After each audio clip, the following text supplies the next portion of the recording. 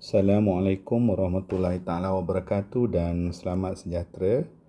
Saya Cikgu Muhammad Fayaz bin M. Farouk akan menerangkan serba ringkas berkaitan tajuk matematik tingkatan 4, tajuk asas nombor, iaitu mewakil dan menjelaskan nombor dalam pelbagai asas.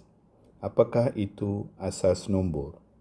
Untuk makluman semua murid-murid, asas nombor ialah suatu sistem yang merangkumi digit, sifar hingga 9. Sistem nombor terdiri daripada pelbagai asas nombor. Asas 10 atau desimal merupakan asas yang digunakan secara meluas dalam kehidupan seharian kita. Di mana asas 10 merupakan asas yang kita sering gunakan dalam kehidupan seharian kita. Mari kita lihat digit-digit bagi asas nombor 2 hingga 10. Untuk asas 2, digit-digitnya ialah sifar dan 1. Untuk asas 3, digit-digitnya adalah sifar, 1, 2. Manakala bagi digit 4,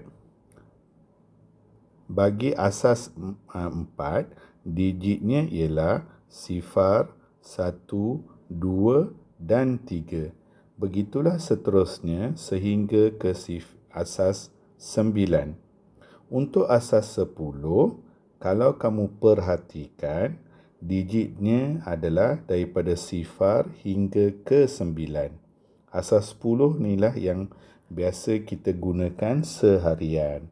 Seterusnya, mari kita berikan beberapa contoh untuk mewakilkan nombor dalam asas 2 hingga asas 10.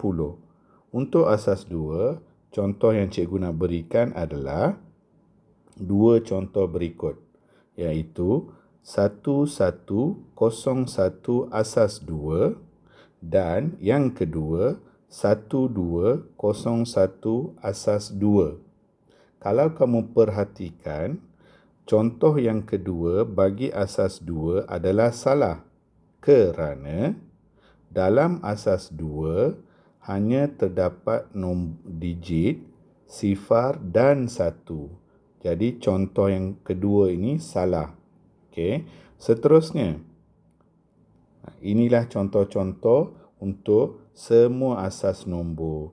Dan kalau kamu perhatikan, terdapat nombor yang sama bagi asas-asas yang berbeza.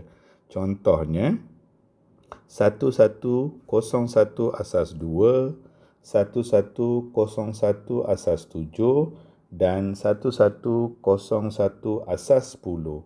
Semua nombor ini adalah sama, tetapi nilainya adalah berbeza-beza.